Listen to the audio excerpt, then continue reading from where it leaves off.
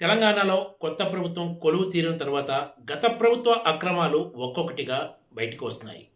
ఇవన్నీ చూస్తుంటే గత బీఆర్ఎస్ సర్కార్ రాష్ట్రాన్ని ఒక ప్రైవేట్ లిమిటెడ్ కంపెనీ కంటే దారుణంగా తమ ఇష్టానుసారం నడిపింది అనే చర్చ ఐఏఎస్ అధికారుల్లో సాగుతోంది. అయితే అప్పుడు నోరు తెరిచి ఏది తప్పు ఏది ఒప్పో చెప్పని పెద్ద పెద్ద ఐఏఎస్ అధికారులు కూడా ఎస్ బాస్ అంటూ అప్పటి ప్రభుత్వం ఏది చెప్తే అది చేసుకుంటూ పోయారు. కనీసం ఇవన్నీ రూల్స్కు విరుద్ధంగా ఉన్నాయి, ఇలా చేయకూడదని చెప్పే సాహసం ఒక్కరంటే ఒక్కరు కూడా చేయలేదనే చర్చ కూడా సాగుతోంది.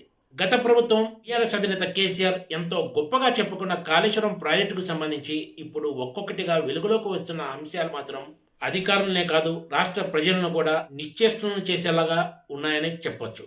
తాజాగా ప్రముఖ నిర్మాణ సంస్థ ఎల్ఎన్టీ బహిర్గతం చేస్తున్న అంశాలు పెద్ద సంచలనంగా మారాయనే చెప్పాలి. దేశంలోనే అద్భుత ప్రాజెక్టుగా ఎవరూ కట్టని గొప్ప ప్రాజెక్టుగా కేసీఆర్ దీనికి ఎంత బిల్డప్ ఇచ్చారో అందరికీ తెలిసిందే. కానీ ఈ కాళేశ్వరం లిఫ్ట్ ఇరిగేషన్ ప్రాజెక్టులోని లోపాలు ఇవి కట్టిన 5 నెలలకే బయటపడ్డాయంటే ఇందులోని డొల్లతనం ఏంటో స్పష్టంగా కనిపిస్తుంది. 2019 జూన్లో కాళేశ్వరం ప్రాజెక్టును అట్టహాసంగా జాతికి అంకితం చేశారు. ప్రాజెక్టు ప్రారంభించిన 5 నెలలకి అంటే 2019 నవంబర్లోనే ఇందులో లోపాలు బయటపడ్డాయి. కాళేశ్వరంలో భాగమైన మేడిగడ్డ ప్రాజెక్టును ప్రముఖ నిర్మాణ సంస్థ ఎల్ఎన్టీ చేపట్టిన విషయం తెలిసిందే. తాజాగా మేడిగడ్డ ప్రాజెక్టులో బయటపడ్డ లోపాలు అప్పటికప్పుడు తలెత్తినవి కావని ఇవి 2019 నవంబర్లోనే బయటపడ్డాయని ఎల్ఎన్టీ చెప్తోంది. ఇదే విషయాన్ని నిర్మాణ సంస్థ సాగునీటి శాఖకు అప్పట్లోనే నివేదించింది కూడా. 2019 వర్షాకాలం ముగిసిన వెంటనే మేడిగడ్డ ప్రాజెక్టు కింది భాగంలో సిమెంట్ కాంక్రీట్ బ్లాక్స్ దెబ్బతిన్నట్లు కదిలినట్లు గుర్తించారు. ఇదే విషయాన్ని ఎల్ఎన్టీ వెంటనే ప్రభుత్వానికి తెలియజేసింది. లేఖ ద్వారా ఈ వివరాలన్నీ సాగునీటి శాఖకు నివేదించింది. అయినా కూడా లోపాల దిద్దుబాటుకు చేపట్టాల్సిన చర్యలపై సాగునీటి శాఖ మౌనాన్నే ఆశ్రయించడం విశేషం. గత ప్రభుత్వంలో సాగునీటి శాఖ చాలా కాలం పాటు కేసీఆర్ దగ్గరే ఉన్న విషయం తెలిసిందే.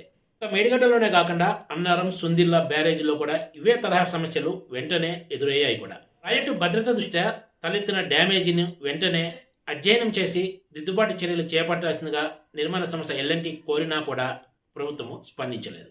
ఇక్కడ మరో కీలకమైన విషయం ఏమిటంటే పూణే కేంద్రంగా పనిచేసే central water and power research station కూడా ఈ 3 బ్యారేజీల్లో సమస్యలు ఉన్నట్లు అధికారికంగా నిర్ధారించింది.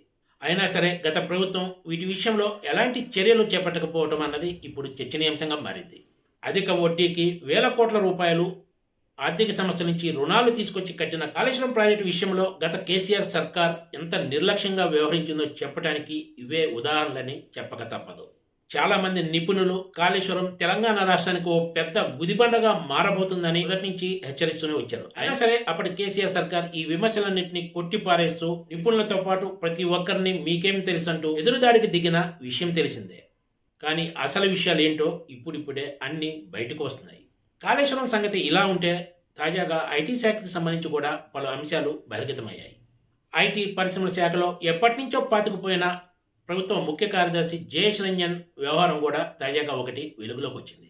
ఇదేంటంటే తెలంగాణ సర్కార్ కొత్తగా కట్టిన సచివాలయానికి సంబంధించి దగ్గర 300 కోట్ల రూపాయల విలువైన ఐటీ మౌలిక వసతులు, నెట్వర్క్ సెక్యూరిటీ ఎక్విప్మెంట్, ఇతర కీలక స్విచ్లను కొనుగోలు చేశారు. ఇంత భారీ మొత్తంలో ఖర్చు చేసినా కూడా వీటికి టెండర్లు పిలవకుండా నచ్చిన కంపెనీలకు ఈ పనులు అప్పగించడం ఇప్పుడు వివాదాస్పదమైంది. ప్రభుత్వ నియమ నిబంధనలు కూడా జయేష్ రంజన్ తుంగలో తొక్కి ఇష్టానుసారం చేసుకుంటూ పోయారని ప్రభుత్వ పెద్దల ఆదేశాలతోనే ఇదంతా సాగినట్లు చెప్తున్నారు.